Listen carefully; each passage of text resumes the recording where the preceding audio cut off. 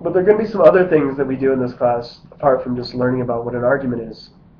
There are lots of things you can do with arguments. Every day, people use arguments all the time to get people to waste their resources on things they don't need. I know that I've bought things that I don't need, and you probably have too. And why do we do that?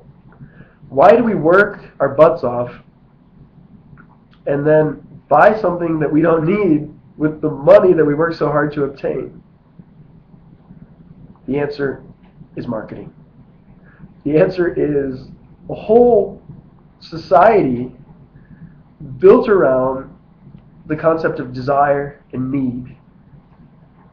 I need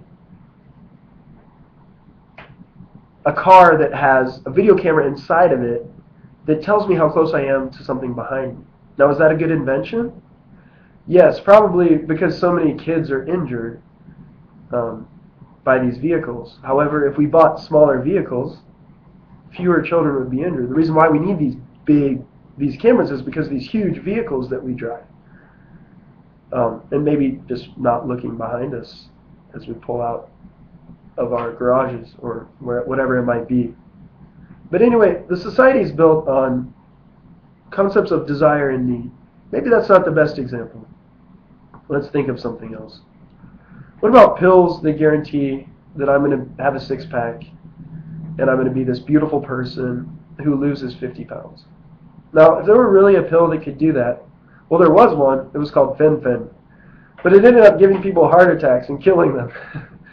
And the reason why it worked is because it was a speeder. And it basically made people not hungry. And so they just didn't eat. And it also increased their metabolism. But it did so to the detriment of their lives. But anyway, ever since that's been outlawed, anything you see on TV that guarantees these drastic results, the male enhancement drugs, for example, these are things that are obviously false. If they actually existed, then we all would know about this, right?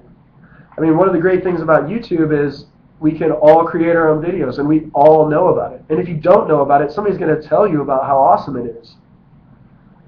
Well, it would be the exact same, wouldn't it, for something that guaranteed that you would look like a model? It would be the exact same for something that could actually make you smarter. It would be the same for anything that was that great. It goes back to the old adage, if it's too good to be true, it probably is. And so anyway, society is all about desire and need. And arguments are the methods that are used to separate us from our resources. And we'll be thinking about all those things as we go through class. And I want you to think about that. As you learn about arguments, I want you to think about how they're used to manipulate you into believing things that aren't true, or into getting you to separate yourself from your hard-earned resources. You don't need that extra pair of shoes. You don't need a new car. What else don't we need? We probably don't even need 3 meals a day, to be honest. Of course, that one's a little bit more entrenched. But anyway, thinking about our decisions, thinking about the arguments presented to us, and evaluating those arguments based on the tools that we learn in this class is going to be another really important way that you can apply the knowledge that you're learning and make it more relevant to your own life.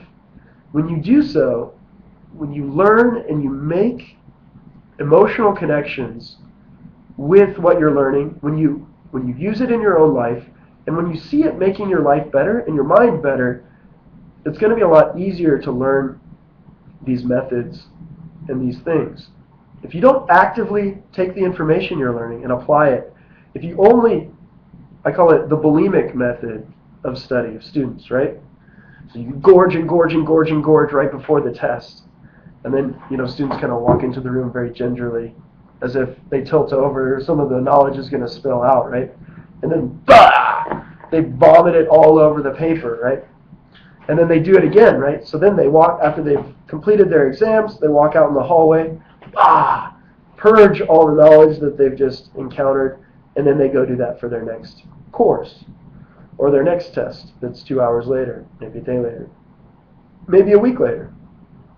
That is not the most effective way to learn. The most effective way to learn is to apply what you're learning to your life, to draw emotional connections with it, to overcome your own antipathy toward it. If you hate math, it's going to be a lot harder for you to learn than even if you just make the step of saying, okay, I don't hate math, but it's very difficult for me. If you can make the transition from thinking that you hate something to recognizing the truth, which is merely that it's a difficult subject for you, and it's a difficult subject for 99 out of 100 people. So you're not alone. But once you make that psychological transition, then you can more actively engage the content area. You can grasp it, right? Take hold of it and make it your own. And so I want you to try to do that in this course. Even with the things that you find to be the most meaningless and trivial and non-applicable, try to make them work in your own life. Try to see arguments in commercials. Try to see arguments in the statements that your loved ones make. Try to see arguments everywhere. They are everywhere. Society is pervaded with arguments. And once you can start to see them, you'll start to be able to make better decisions about whether or not you should actually believe the conclusions of those arguments.